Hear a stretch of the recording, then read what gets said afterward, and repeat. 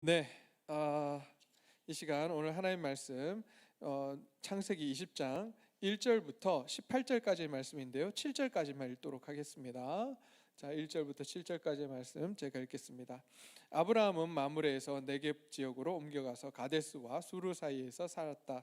아브라함은 그랄에 머문 적이 있는데 거기에서 아브라함이 자기 아내 사라를 사람들에게 자기 누이라고 소개하였으므로 그랄 왕 아비멜렉이 사람을 보내서 사라를 데려갔다.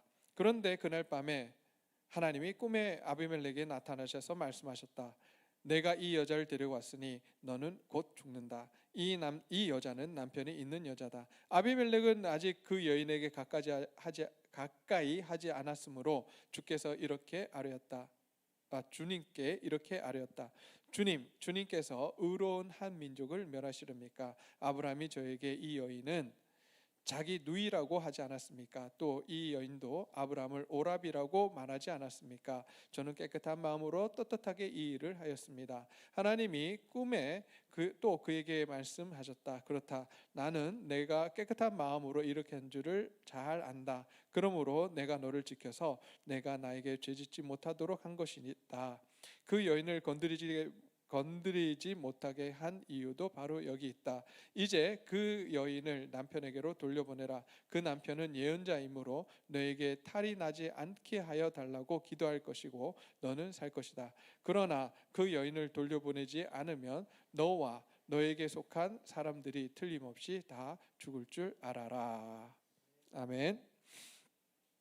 자, 지난주에 우리가 소돔과 고모라가 멸망하는 장면, 그곳에서 이제 롯이 살아나는 그러한 하나님의 은혜로 그곳에서 이제 탈출해서 살아가는 모습을 살펴보았습니다. 그러면서 세상에 물든 하나님의 백성, 그 하나님의 백성의 모습이 어떠했는지, 그 결과가 어떠했는지 우리가 롯을 통해서 살펴봤고요.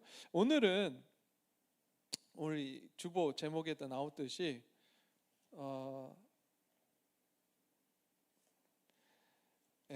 실패한 자를 다시 세우시는 하나님에 대해서 오늘 살펴보려고 합니다. 여러분, 오늘 본문 말씀을 읽을 때 이 앞에 나오는 사건 하나가 여러분 머릿속에 딱 떠올라야 돼요. 어떤 사건이 떠오릅니까? 오늘 이 말씀을 읽을 때 어떤 사건? 이 사건이 하나가 아니었어? 그죠? 아브라함이 전에 이런 모습이 있었어요, 없었어요? 있었어요. 아내를 팔아먹은 장면이 분명히 앞에 나왔단 말이에요. 그게 언제예요? 그러니까 12장에 가면 이집트에 내려가서 아내를 한번 팔아먹었어요. 그때가 대략 75세. 자, 지금은 몇 살이 되었냐면 지금 아브라함이 99세입니다.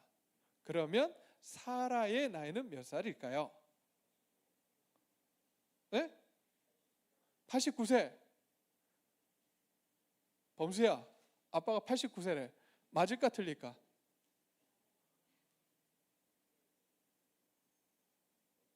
맞아? 맞대요. 아빠에 대한 신뢰가 아주 돈독합니다. 네, 맞아요. 왜냐하면 아브라함과 사라의 나이 차이가 10살 차이 나요. 네, 계산하기 쉽죠. 10살 딱 10살이 차이 나요. 그렇기 때문에 아브라함이 99세면 사라는 89세인 거예요. 그러니까 75세 때에 아브라함이 75세 때에 그 일을 저질렀는데 지금 몇 년이 지난 거예요? 거의 한 24년이 지나서 또 다시 한번 자기 아내를 팔아먹는 파렴치한 이러한 일을 벌입니다. 근데 여러분, 뭔가 좀 이상하지 않아요? 앞에서는 사라가 지금 아브라함이 75세니까 사라는 65세. 그러면 그래도 좀 이렇게 뭔가 이해가 되는데, 오늘은 사라가 몇 살? 89세인데 지금 여기 왕 이름이 뭐죠? 그랄 왕 이름이 아비멜렉이 지금 그 여인을 데리고 간단 말이에요. 뭔가 이상하지 않습니까? 이해가 잘 되지 않아요. 그래서 여러분들, 그 당시의 이 나이와 지금의 나이가 좀 차이가 있을 수 있습니다. 자, 우리가 이렇게 생물학적 나이로 한번 이렇게 나이를 계산을 한번 해보면 좋을 것 같은데요. 지금 이 당시에 89세 때 사라가 경수가 끊어졌다 그랬습니다. 그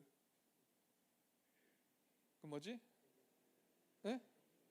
폐경이 된 거예요. 자, 완경이라고 이야기하는데 이제 완경이 됐는데 요즘의 완경 나이가 어느 정도 됩니까? 대략 50세 전후란 말이에요.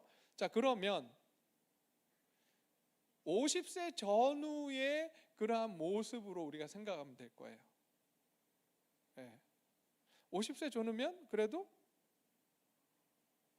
뭐 할머니까지는 안 가잖아요. 그죠? 그래서 그럴 수도 있겠다. 우리가 이렇게 생각을 할 수 있는 거예요. 89세, 지금으로 따지면 50세 정도. 자, 문제는 뭐냐면 그런데도 뭔가 깨름직해. 그래도 나이가 그렇게 많은데 애도 못 낳는 나이인데 왜 이 여인을 데리고 갔을까? 왜 데리고 갔을까요? 네? 어떤 문화?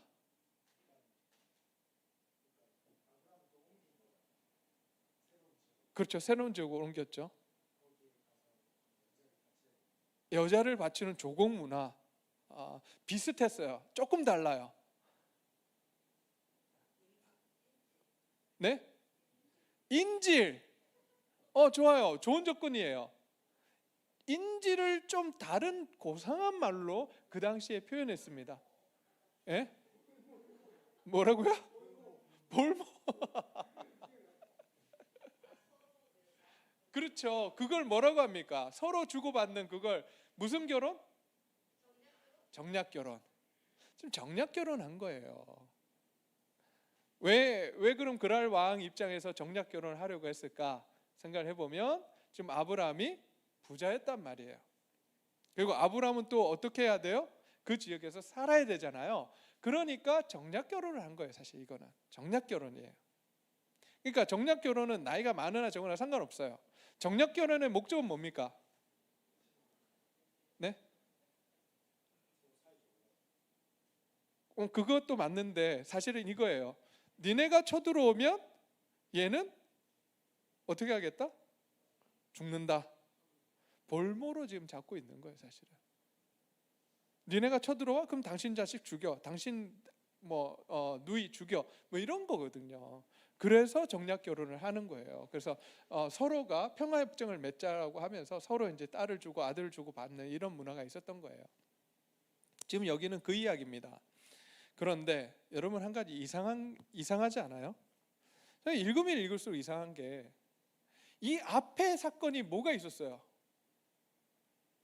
하나님께서 아브라함에게 나타나셨습니까? 안 나타나셨습니까? 아브라함에게 나타나셨어요. 직접 나타나셔서 내가 너에게 뭘 주겠다? 아이를 주겠다라고. 그것도 몇 개월 지나지 않은 시점에서 지금 이 사건이 벌어진 거예요.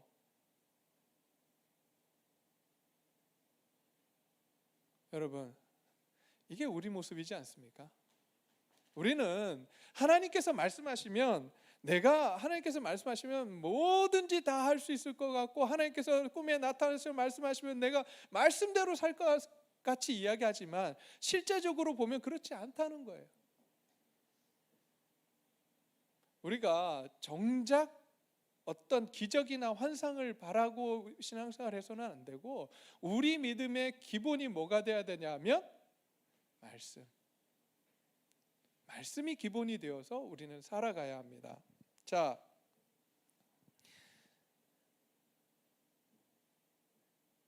그런데 이렇게 하나님께서 은혜를 베푸시고 그 은혜 가운데 지금 살아가는 이 아브라함, 근데 아비멜렉을 만나서 좀 어떻게 돼요?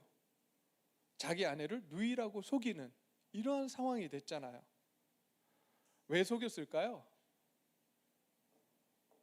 여러분, 하나님께서 아이를 주시겠다고 말씀을 하셨음에도 불구하고 지금 왜 자기 아내를 그랄 왕 아비멜렉에게 넘겨줍니까?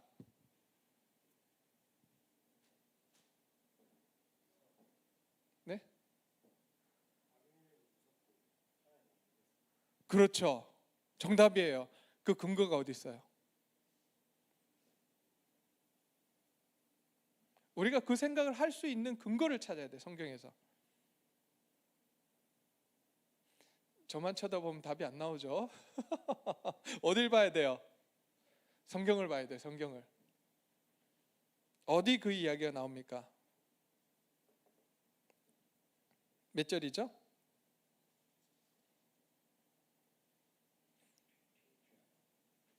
13절, 그죠? 13절에 그 이야기가 나오잖아요. 13절 어떻게 나옵니까? 13절을 읽어보니까 하나님이 나를 아버지 집에서 떠나서 여러 나라로 두루 다니게 하실 때에 내가 아내에게 부탁한 말이 있습니다. 11절이군요. 11절 죄송합니다. 11절 이곳에서는 사람들이 아무도 하나님을 두려워하지 않으니까 내 아내를 빼앗으려고 할 때에는 사람들이 나를 죽일 것이라고 생각하였습니다. 누가 두려워서 지금 이 일을 한 거예요? 사람이 두려웠던 거예요. 사람이 두려운 거예요. 사람이 두려워서 자기 아내를 다시 한번 팔아먹습니다. 여러분, 25년 동안 하나님이 어떤 분이신지 경험했던 아브라함이에요. 심지어 찾아오셔가지고 내가 소돔과 고모라를 멸망시킬 거야 라고 하나님의 계획까지 이야기하시면서 아브라함이 그 하나님의 계획에 참여하면서 하나님과 딜을 하면서 이렇게 했는데도 불구하고 여전히 아브라함에게는 누가 두려워요? 사람이 두려워요. 이게 누구의 모습일까요? 우리의 모습이에요. 오늘 이 예배 시간에는 말씀대로 사면 뭔가 될 것 같고 이렇게 하면은 뭔가 될 것 같아서 하나님 앞에 기도하고 벅찬 마음으로 교회를 나섭니다. 그리고 나서 집에 가는 그 순간부터 집의 문을 딱 들어서는 그 순간부터 짜증부터 폭발하고 엄마랑 싸우고 동생이랑 싸우고 직장 가서는 청년들은 직장 가서 우리 상사랑 싸우고 밑에 있는 부하 직원에게 삿대질하고 이게 우리 모습 아닌가요?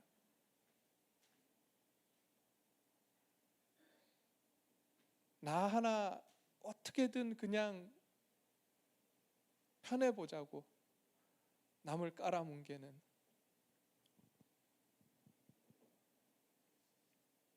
이게 우리의 모습이 아닌가.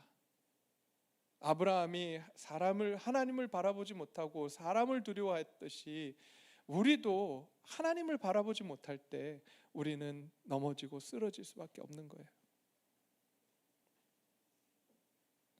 그런데 저는 이 장면을 보면서 저는 하나님이 참 대단하시다고 느낍니다. 하나님이 이 아브라함을 어떻게 다루어 가십니까?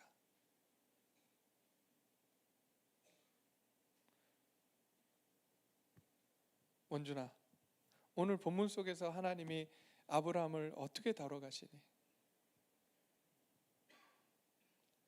자, 보기 1번 야단치셨다. 2번 용서해 주셨다. 두 개야, 두 개.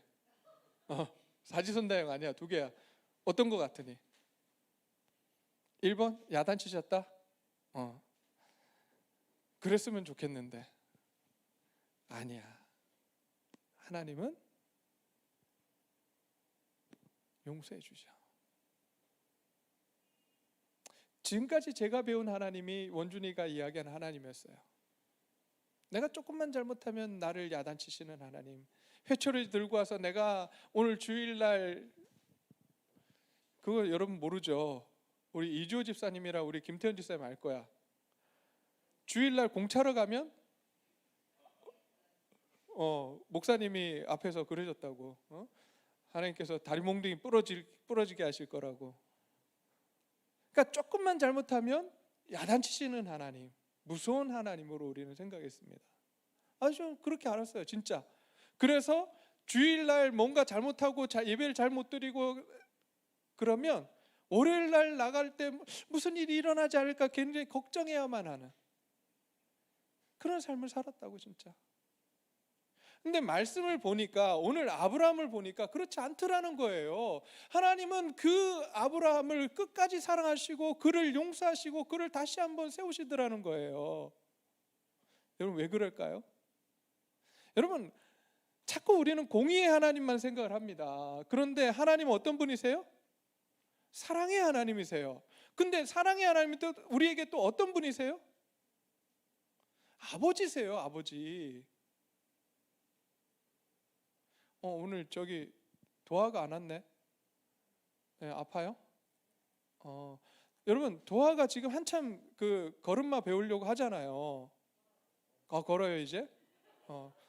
그렇군요. 오늘 맞추는 게 없네. 근데 넘어집니까? 안 넘어집니까?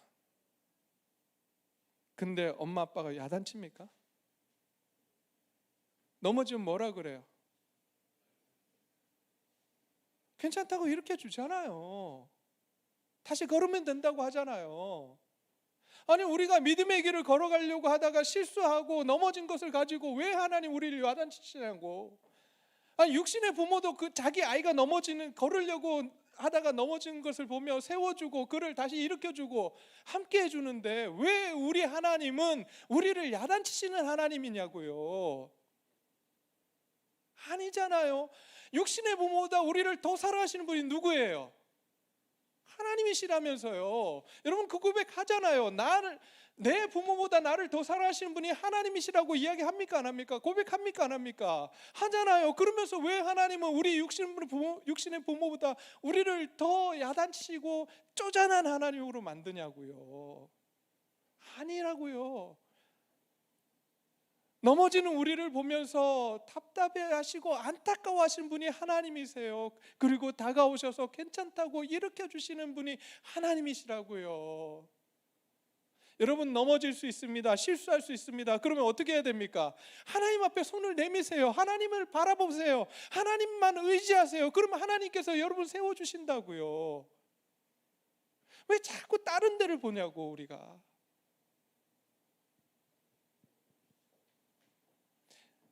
우리 모두 하나님을 온전히 바라보기를 원합니다. 하나님만 의지하기를 원합니다. 그분은 우리를 너무나도 사랑하시는 분이세요. 우리가 넘어질 때 반드시 우리 손을 붙들고 일으켜 주시는 하나님이세요. 근데 이 아브라함이 한 가지를 몰랐어. 그래서 넘어졌어요. 그래서 계속해서 사람을 두려워할 수밖에 없었어요.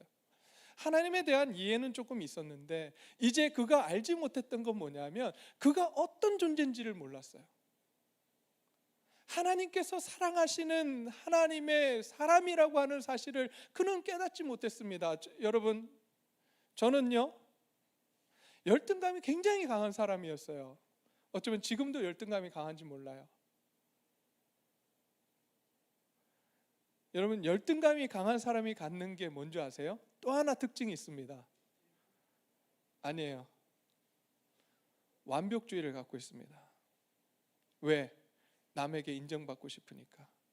모든 일을 완벽하게 해나가려고 노력합니다. 자기 자신도 힘들고 남도 힘들어요. 자존감이 낮아서 오는 게 열등감이에요. 저는 자존감이 굉장히 낮았어요. 남들보다 키도 작고 제가 고등학교 2학년 때까지인가 키가 2키가 아니었거든요. 156 막 이래 160 요 선에서 막 놀았거든.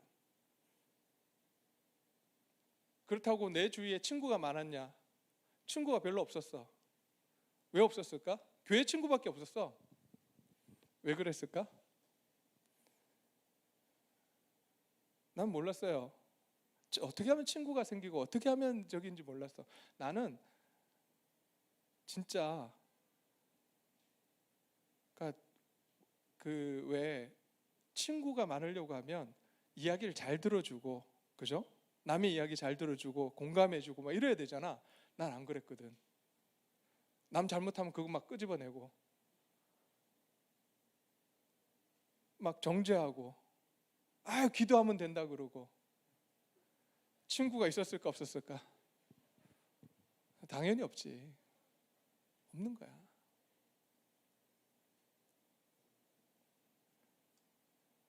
자존감이 되게 낮았어요. 그래서 열등감이 가득 찼다고. 근데 나중에 제가 나눔교회에서 이 말씀을 보고 이 말씀을 통해서 알게 된 건, 내가 이렇게 사랑받는 사람이구나. 내가 이렇게 귀한 존재구나. 아브라함은 몰랐습니다. 자기 자신이 얼마나 귀한 사람인지, 얼마나 놀라운 사람인지 몰랐어요. 그러기에 하나님께서 이제 이 아브라함에게 그걸 가르쳐 주십니다. 아브라함의 실수를 통해서 이 말씀을 가르쳐 주시는 거예요. 너는 뭐다? 나의 예언자다. 네가 기도하면 이 민족이 받고 있는 이 재앙을 내가 내리지 않겠다.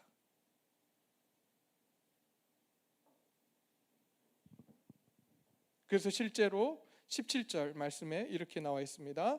아브라함이 하나님께 기도하니 하나님이 아비멜렉과 그의 아내와 그의 여종들을 다시 아이를 가질 수 있도록 태를 열어 주셨다. 이건요, 처음부터 하나님께서 말씀하셨던 거예요. 우리가 12장 2절과 3절을 한번 볼까요? 12장 2절과 3절. 아브라함을 택하시면서 하나님께서 말씀하신 거예요. 내가 너로 큰 민족이 되게 하고 너에게 복을 주어 내가 크게 이름을 떨치게 하겠다. 너는 뭐가 되게 하겠다고요? 복의 근원이 될 것이다. 너를 축복하는 사람에게는 내가 복을 베풀고 너를 저주하는 사람에게는 내가 저주를 내릴 것이다. 땅에 사는 모든 민족이 너로 말미암아 뭘 받는다고요? 복을 받게 하겠다. 우리가 22장 하나님께서 그 이삭을 아브라함이 드리고 나서 그 다음에 하나님께서 말씀하시는 장면입니다. 22장 18절 말씀. 내가 나에게 복종하였으니 세상 모든 민족이 내 자손의 덕을 입어서 복을 받게 될 것이다. 누가 복을 받게 된다고요? 세상 모든 민족이. 여기서 말하는 복이 뭘까요? 우리는 이 복을 잘못 이해해서 그르쳐요. 여기서 말씀하시는 복은 우리가 생각하는 물질의 복, 잘 살게 되는 복, 승진하는 복, 대학에 들어가는 복, 이게 아니에요. 여기서 말씀한 하나님께서 아브라함에게 주신 복이 뭐냐? 모든 민족에게 복을 주시겠다고 하는 이 복이 뭐냐? 하나님을 알게 하겠다는 거예요. 누구를 통해서? 아브라함을 통해서. 그런데 그래서 아브라함이 기도하면 그들의 문제가 해결이 되고 하나님께서 내리려고 했던 그 재앙을 내리지 않겠다라고 하시는 거예요. 만약에 여러분 아브라함이 이 사실을 일찍 깨달았다면 소돔과 고모라 어떻게 됐을까요? 소돔과 고모라 어떻게 됐을까요?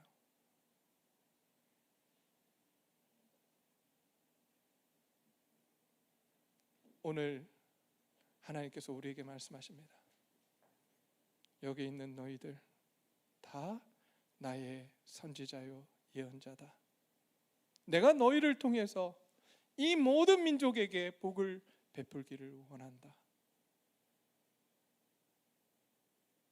여러분, 우리가 기도하면 우리가 이 나라를 위해서 기도하고 내 가정을 위해서 기도하고 우리 교회를 위해서 기도하면 하나님께서 응답하시겠다고 말씀을 하십니다. 저와 여러분이 이 놀라운 능력을 경험하기를 소원합니다. 정말 하시는지 안 하시는지, 정말 내가 하나님의 사랑을 받고 있는지 안 받고 있는지, 하나님의 대리 통치자인지 아닌지 여러분들 확인해 봐야 되지 않겠어요? 하나님께서 여러분들을 그토록 놀랍게 여기고 계시고 놀랍게 사랑하고 계신다는 말씀을 오늘 이 아브라함을 통해서 우리에게 하고 계시는 거예요. 여러분 어떤 사람들이라고요? 하나님의 대리 통치자들이에요. 하나님의 자녀예요. 하나님의 백성이에요. 세상에 나가서 기죽지 말자고요.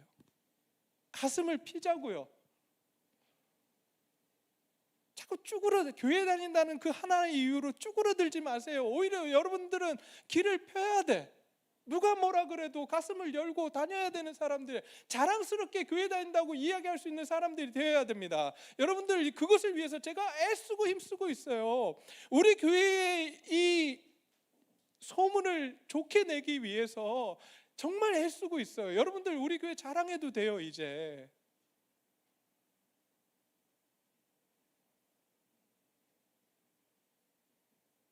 다른 교회하고 다르다고, 자기들만 생각하는 교회 아니라고, 주위의 이웃들을 돌보는 교회라고.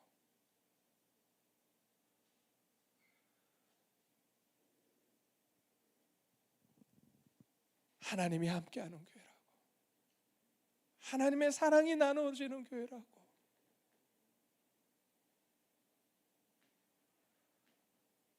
여러분 자부심을 가지세요. 하나님의 자녀입니다. 하나님의 대리 통치자들이에요. 여러분들은 여러분의 기도 능력이 얼마나 큰지 여러분들이 이제 오늘 기도하면서 경험했으면 좋겠습니다. 오늘 이 시간 기도의 자리에 나아가기를 소원합니다.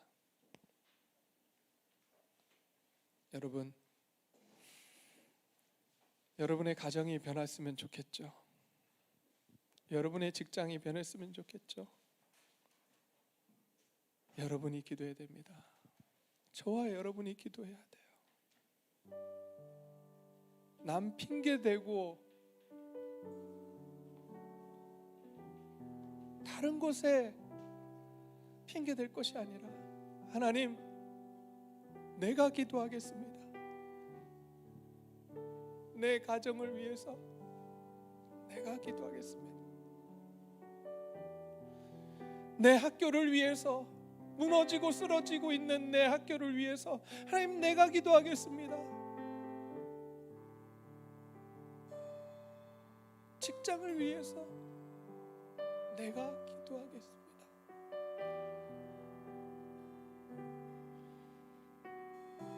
오늘 이 시간 하나님께서 그 한 사람을 찾고 계십니다. 기도하기를 원하는 한 사람, 그 한 사람이 저와 여러분이 되기를 소원합니다. 그래서 정말 하나님께서 일하시고 하나님께서 함께 하셔서 내가 있는 현실들이 다 변화되는, 하나님의 놀라운 통치가 이루어지는, 하나님의 나라가 되는 그러한 일들이 우리 가운데 이루어지기를 소원합니다. 우리 그것을 위해서 하나님 앞에 함께 기도하기를 소원합니다. 함께 기도하시겠습니다. 아버지 하나님,